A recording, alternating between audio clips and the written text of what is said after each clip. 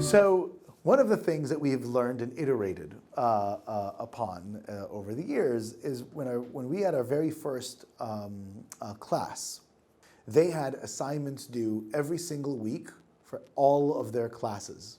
And they were all due at 10 p.m. on Sunday. And so at 10:01, the students were done with their assignments, and they were starving because they didn't have time to eat dinner and all the rest. And so what we did was for the first couple of weeks, we provided a kind of a breakfast for dinner type event, and it was at 10:01, right downstairs. And so the students have taken this tradition, and even though we no longer have assignments for every single class every single week, those assignments are spread out, they're not done in the same day. But to this day, students all over the world take it upon themselves to have a 10:01, which means that on Sunday evening, students from a particular country cook food of that country for the entire community. And so in a given class, you have about 40 different countries represented. In a given year, you have about 30 weeks of class time. And so you actually have more countries than in a given year. And so over the course of those 4 years, you have different communities providing these Sunday evening opportunities, and it's a wonderful way for the community to come together. So one of the things, and this has now become very front and center in at least the minds of Americans, because the universities have now been exposed, at least for taking money from donors they didn't want to take money from. And therefore, all of a sudden, how universities use that money is also comes into question. The reason that this is important is, I think, threefold. Number one, universities are oftentimes nonprofits, which means that when somebody donates money to a university, it means that the taxes that the government collects are lowered. So in fact, when one person donates, everybody else who is supposed to be paying taxes effectively has to have their taxes go to other things, because that donation is removed from the tax system. So that's one broader public policy question. The second, of course, is that universities have a mission to educate. And the more that they spend money on things that aren't focused on education, the more distracted they become and defocused from that core goal of education. And the third is that universities have to project their values, right, as they create their institution. And so when a university values buildings and campuses and things like that, it basically reflects where the priority of the students and their education is, right? And so if an institution says, we focus on the education of the mind, yet 80% of the money that they spend have nothing to do with education, it makes you question, well, why do they have their budgetary priorities in that way? And so if you look at the Minerva budget, what we actually spend on, there really are two very large buckets where we allocate costs. One is the cost of being alive. You have to sleep somewhere, and so students do have to pay for a bed, and we have to provide them that bed in a building. So we are now in a residence hall in Seoul. And of course, students have to pay. And by the way, that is, when you look at it, the cost of living is the single largest cost of attending Minerva, which makes sense. We have to sleep, we have to eat, right, etc.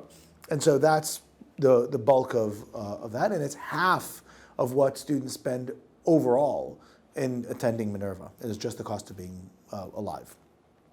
But the other part of the cost, the vast majority of the money that we spend is on paying their professors, teacher salaries. They pay tuition, we pay for their professors. We also have a minority of the cost paying for their support staff, right? We provide mental health counselors. We provide individuals that help them think through their careers and coaching. We provide people who live with them in the residence halls. We provide students that or staff that integrate them into the local city, provide them advising, etc. And so even though we spend less on that conglomeration than we do on professors, it's still a large chunk. And that's almost everything, right? There's very little additional overhead. We have no other buildings, we have no campuses, we take advantage of the city as our campus. Our professors work remotely, so they don't even have offices that we pay for because they work effectively from wherever they would like to work, anywhere in the world, rather than coming to a big building. And so the efficiency of what we do enables us to give the most personalized education of any elite institution in the world. What people don't realize is that 100% of classes at Minerva have fewer than 20 students per class. There isn't a university in the United States that has that ratio. Where I went to school, the University of Pennsylvania, which is an Ivy League university, oftentimes you were in classes of 200, 300 students, sometimes 50, sometimes 80, right? The majority of classes of people that go to Ivy League universities are in large formats. And by the way, this is an important thing to understand about how these institutions use statistics to manipulate people's perspectives, right? When you're not focused on education, when you're focused on all those other things, sports programs and campuses and research programs, etc., you have to effectively lie about what you do for undergraduates. And sometimes you'll use statistics that are true, but that are misleading. So my favorite is when a university says, oh, well, you know, 80% of our classes have fewer than 20 students. And so you would think, okay, well, that's all right. I can go if 80% of my classes have fewer than 20 students, 20% have more, that's not such a big deal, right? I can deal with 20% of my classes being large, but that's not what the university says. It says 80% of the classes they offer have fewer than 20 students. 20% will have a lot more, maybe an average of 100. So if 80% of your classes have, let's say, an average of 10 students per class, and 20% of the classes have an average of 100 students per class, you as a student have to fill those 100 seats, which means that the vast majority of your classes will be in the big classes because the small classes don't have spots. And so it sounds like, oh, look at all of the small classes the university offers. Yeah, there are a few big ones. But guess what? Those big ones are the ones that you're going to be in, right? And so because of that, the nature of their education at Minerva, it's much, much more hands-on, and it's a fraction of the cost. A traditional American university, not including room and board, not including the cost of being alive, will charge about $55,000 a year in tuition and fees. We will charge about $15,000 in tuition and fees. It's a huge difference.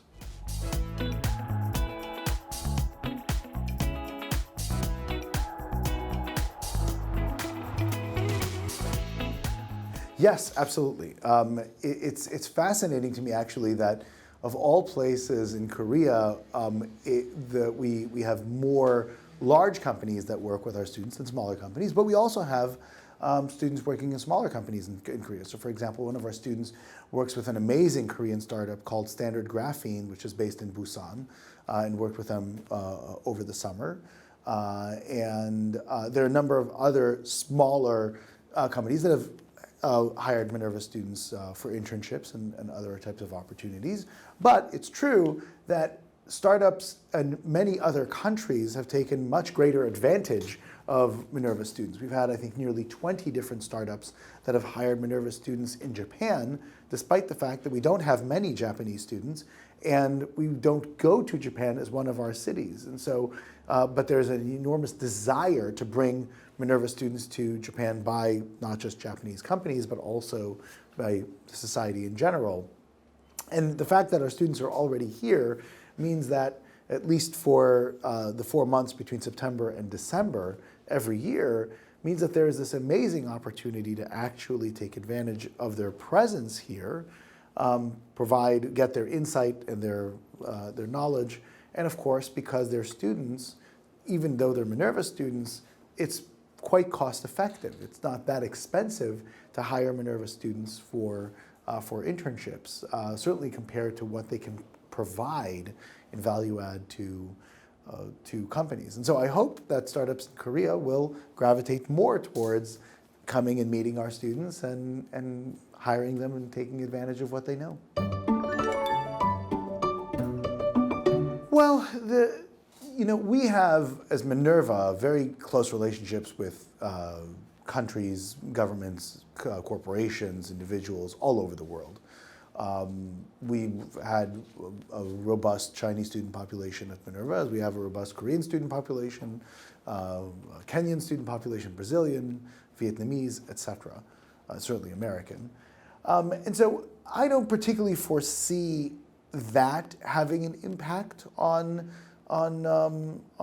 students coming to Minerva. We're the most globally minded school in the world, even though we're an American university and we provide an American degree. I think that oftentimes students, when they look at attending school at Minerva, they understand that it's really a global type of experience. And so we have not seen much of an impact between the friction among the two countries. Having said that, we certainly see how that effect will have damaging impact to universities throughout the United States. And by the way, not just universities. Of course, when two large economic powers fight, there's a lot of collateral damage. There's also a lot of opportunity for the rest of the world. But it's certainly not a good outcome for either China or the United States.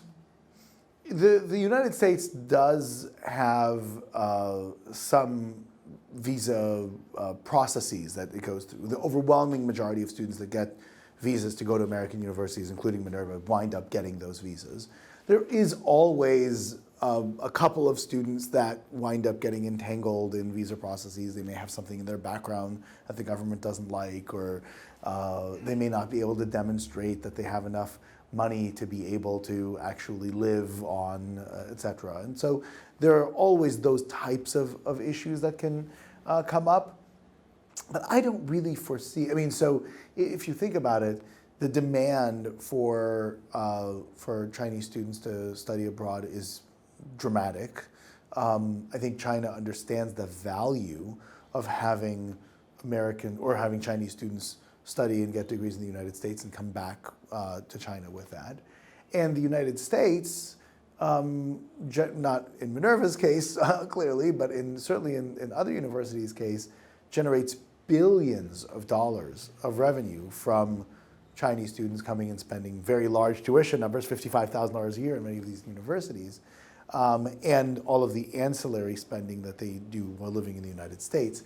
So that would be a surprising turn of events, because unlike in a trade war where you say, okay, I'm going to tax your soybeans, and then they can say, well, I'll get soybeans somewhere else, and saying I'll tax your steel so I can produce more steel in my country. In the educational side, both sides are clearly major beneficiaries, so it's in nobody's interest to kind of break that piece. But who knows? You never know what happens in trade wars, but my hope is that it won't come to that.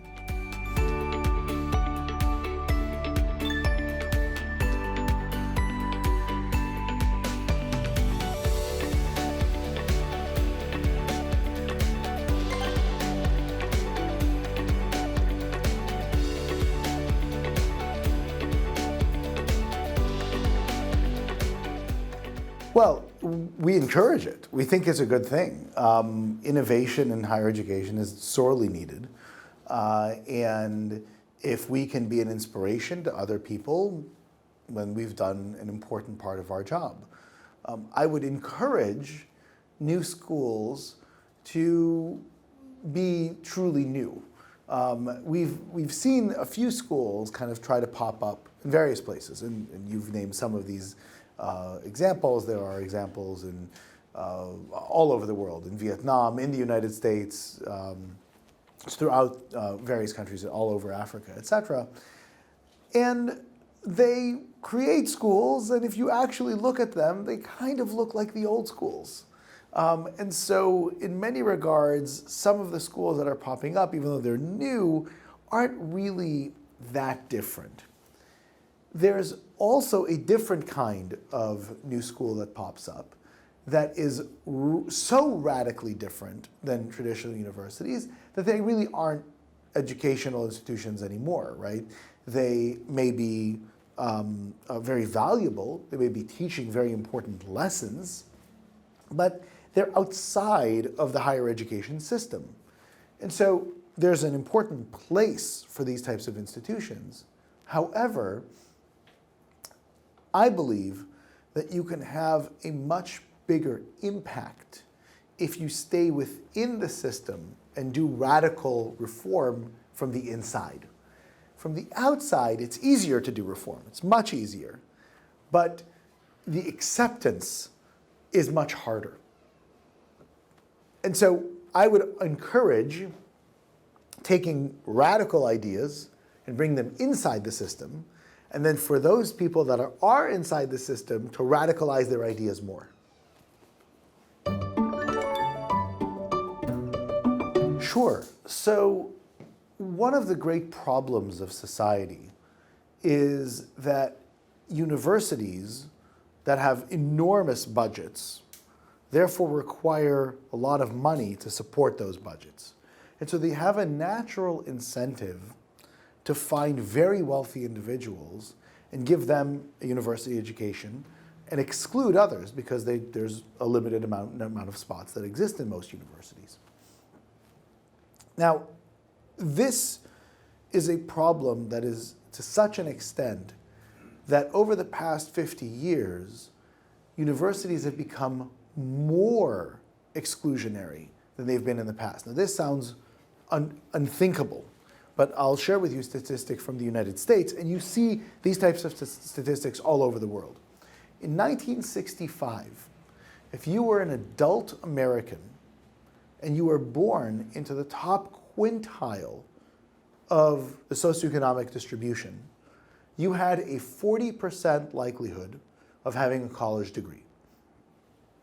If you were an adult American in 1965, born into the bottom quintile of the socioeconomic distribution, you had a 6% likelihood of having a college degree. So a huge disparity.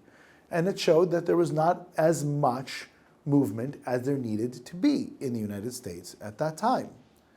Now, if you fast forward 50 years to 2015 and understand what has occurred in the United States in that time, 1965 was an important year because it was the beginning of the federal government providing subsidies for poor students to go to universities.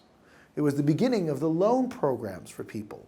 It was an emphasis from universities on creating need-blind admissions, so admitting without looking at parents' wealth, etc., in theory. So let's look at the results. In 2015, 50 years later, if you're an adult American and you were born in the top 20% of the economic distribution, you had an 80% likelihood of getting a college degree. So twice, 2x growth, 40 to 80%. In 2015, if you were an adult American born into the bottom quintile, you had a 9% likelihood of getting a college degree. So it only went up 50%. So with all of these efforts, with all of this focus, the disparity became worse. In fact, if you look at the Gini coefficient, which is the disparity between wealth inequality, last year was the worst Gini coefficient in history in the United States, so certainly since it started to be tracked in 1967. And so universities are perpetuating a system, not just in the United States, but all over the world, of keeping the children of rich people rich and the children of poor people poor. We find that to be morally reprehensible.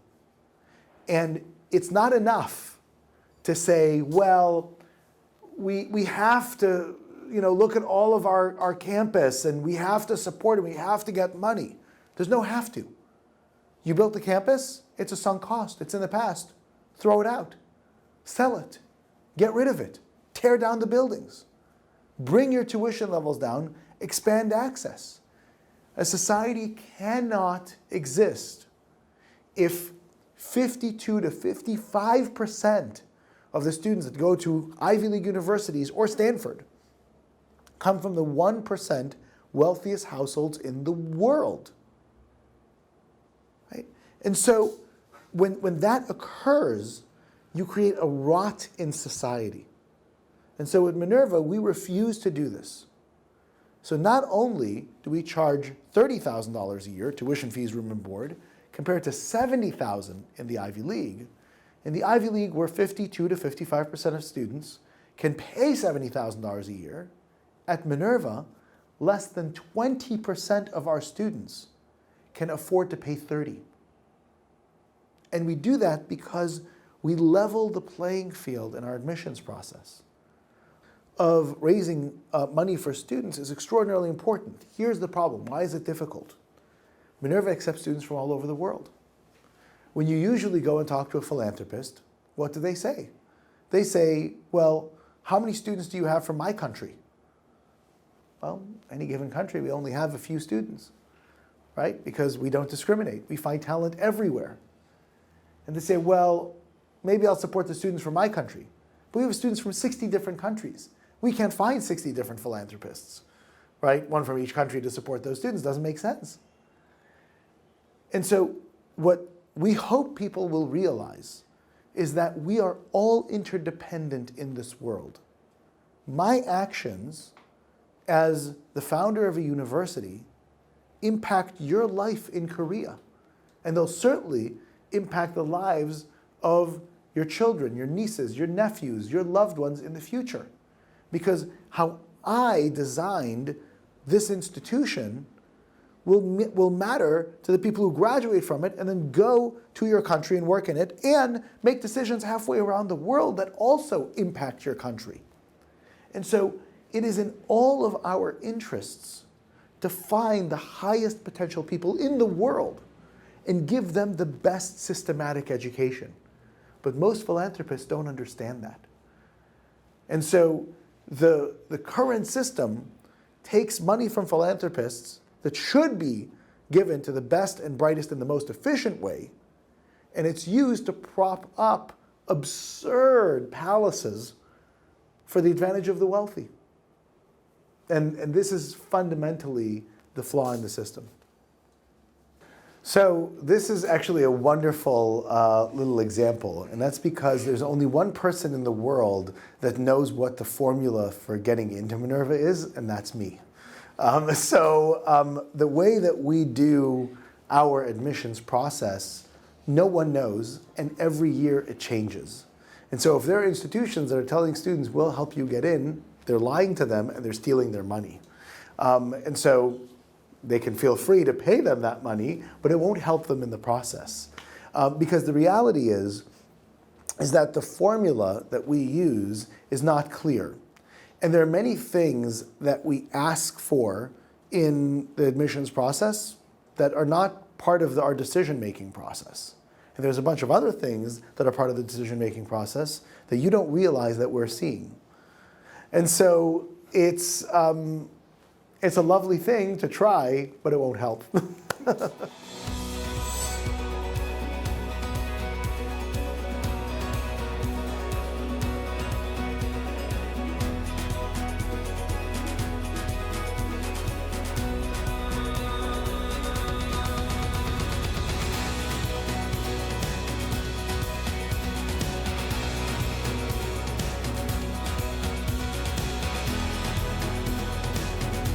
Korean students don't need to be introduced to the concept of hard work. But what helps is to work smartly. And creative thinking doesn't just happen. It doesn't happen by not working or by being lazy. But it also doesn't happen just by drilling something. It happens by actually understanding what are the component parts of creativity and then practicing them over and over again in ways that are hard and challenging and new. So if you do that, Korea will continue to be the creative leader that it's been for a long time. I'm alive. I am an optimistic realist. I am exploring, founding. I'm a changer. I'm a Minerva student. Eu sou aluno da Minerva. Yo soy una estudiante de Minerva. 我是个来自密涅瓦大学的学生。 Minerva. I'm a student of the world. Are you a student of the world?